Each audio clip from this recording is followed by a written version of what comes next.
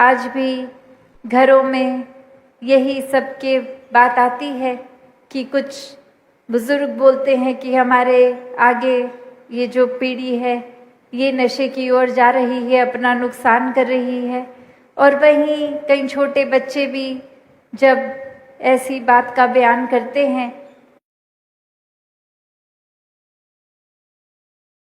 कि घर में पिताजी नशे के शिकार हैं तो घर का माहौल खराब है, तो ये नशे ने तो कोई उम्र नहीं देखी। ये हम पे है कि कैसे इससे दूर रहें, क्योंकि ये जानते हुए भी कि नशा तो हमेशा हर एक का नुकसान ही करता है, फिर भी अगर इस ओर जा रहे हैं तो ये तो वही बात हो गई कि अपने पैर पे खुद ही कुल्हाड़ी मारनी।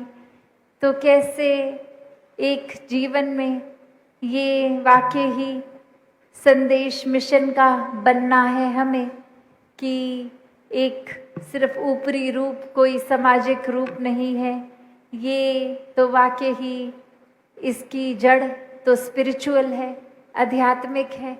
कैसे कि आत्मा और परमात्मा की बात, ये अपने तन को स्वस्थ रखकर फिर सेवा में अर्पण करने की बात। तभी जब तन भी स्वस्थ रहेगा तो फिर एक ये सेवा भी उस तरह से हो पाएगी। अगर तन बुजुर्गी के कारण या फिर कोई बीमारी के कारण अगर बात है तो भी ये मन से तो सेवा हो रही है।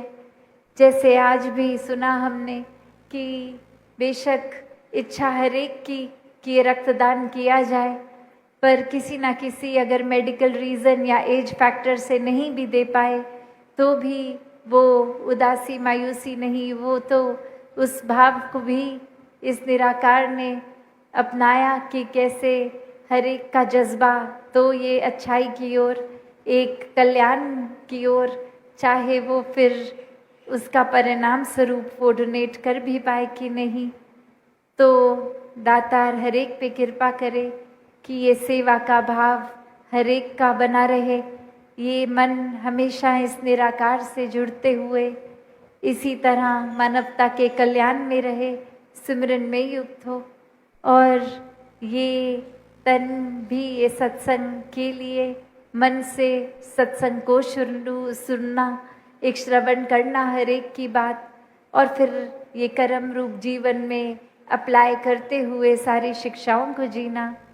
तो चाहे इतिहास का कोई भी एक धर्म ग्रंथ देख लें या आज के जीवन को भी देखें, हर किसी ने, संत ने यही शिक्षा जीकर खुद दिखाया कि ये पीड़ा चाहे शरीर पे है, चाहे एक घर की हालत अगर उस रूप में कच्चा घर है या पक्का घर है, पर जब ये आत्मा का नाता परमात्मा से जुड़ता है तो सभी भेदभाव खत्म हो जाते हैं। फिर ये निगाह एक समदृष्टि वाली रहती है, हर एक को एक समान देख के। ये चाहे खुद पीड़ा में संत हो के भी दूसरे की भलाई की ही कामना करते हैं।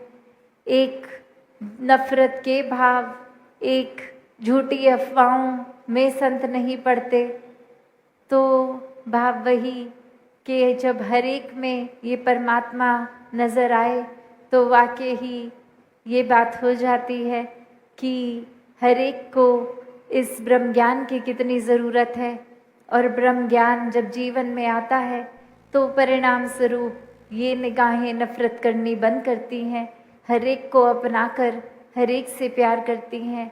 तो ऐसा ही जीवन ये आज भी जो हमने देखा कि किस तरह ये अरदास रूप ये चाहे चाचा प्रताप सिंह जी के परिवार से भी आई कि एक भक्ति को दृढ़ जीवन में हर कोई रखे, कैसे एक मन में फिर वही भाव हो कि ये निराकार जो भी परिस्थिति दे रहा है वो हर कोई उसमें एक निराकार की रज़ा को ही मानकर उस तरह का जीवन जिएं।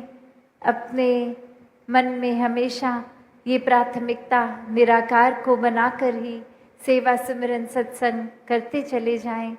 तो दातार हर एक पे कृपा करे कि ब्रह्म ज्ञान से जीवन सबका संवरता जाए, मानवता के उद्धार के लिए अपने जीवन को हर कोई लगाता चला जाए। पहले अपना जीवन खुद सुधार कर, अपने अंदर खुद ये रोशनी को पूर्ण करके, फिर ये खुद ही जब एक प्यार बनकर संसार में प्यार बांटने वाली बात, तो खुद पहले अपने आप को रिफॉर्म करना है। ये आत्म मंथन भी जो समागम से ही थीम, तो कैसे खुद के अंदर की ये जर्नी, ये सफ़र अपने अंदर भीतर का, और जब ये होता जाता है तो ये विस्तार रूप भार भी आता है। तो दातार हर एक पे कृपा करे कि सेवा सिमरन सत्संग से खुद को जोड़ के रखें, इस निराकार को पल पल एहसास में बांध लें। दातार हर किसी पे कृपा करे। सात संगत जी, धन निरंकार जी।